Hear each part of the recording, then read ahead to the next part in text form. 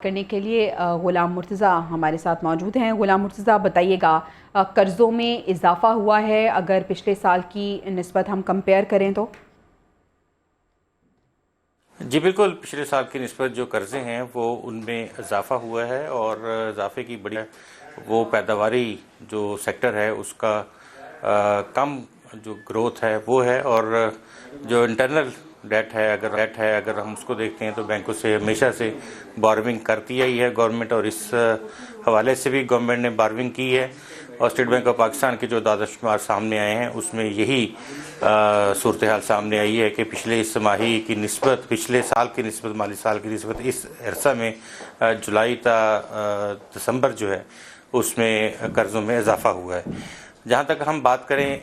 جو I am F کے مطالبات کی، تو آئی ایم ایف نے تنظیم نو کا مطالبہ کیا تھا، اور تنظیم نو جو ہے اس کے اوپر کام شروع کر دیا گیا ہے۔ ابھی 8 رکنی بورڈ جو ہے وہ تشکیل دیا جائے گا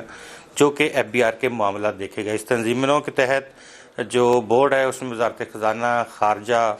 تجارت، صنعت اور پیداوار جو ہیں ان کے سیکٹریز اس میں شامل ہوں گے۔ اس کے ساتھ ساتھ جو آئی کیپ ہے ان کو بھی ایف بی آر بورڈ کا ممبر بنایا جائے گا۔ ان کے جو صدر ہیں 2 یونیورسٹیوں سے ماہر معیشت لیے جائیں گے، وہ بھی اس کا حصہ ہوں گے۔ سیکٹری ریونیو جو ہیں وہ بورڈ کے چیئرمین رہیں گے، اور ٹیکس اور کسٹم سروس سے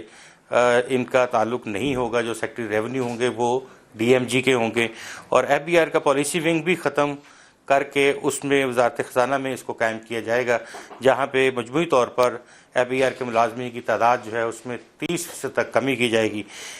یہ بھی کہا گیا ہے کہ کسی کو نوکری سے نہیں نکالا جائے گا، لیکن اس کے ساتھ ساتھ جو تعیناتیاں ہوں گی۔ یہی ہے کہ اگر 30% کمی کا کہا گیا ہے تو کس طرح سے ممکن ہوگا کہ نوکریوں سے بھی نہیں نکالا جائے گا انہیں؟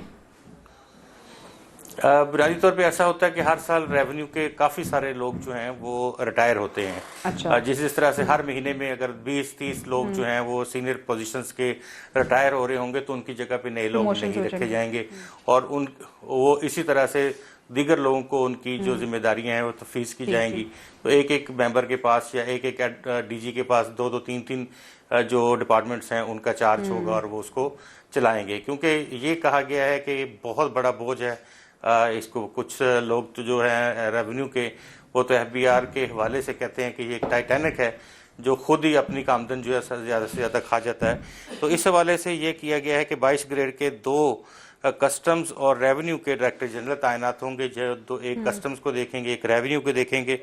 اور سیل ٹیکس کے معاملات جو ہیں وہ director general revenue income tax جو ہیں وہ دیکھیں گے۔ اس طرح سے جو ضلعی سطح پہ ریونیو آفیسرز کی تعیناتیاں تھیں وہ تو کافی عرصے سے یاد ہے کہ D R Os district revenue officers کے طور پہ ان کی تعیناتیاں کی جا چکی ہیں۔ تو یہ پورا ایک ڈھانچہ تھا بنیادی کہ ریونیو کا اس طرح سے ہوا کہ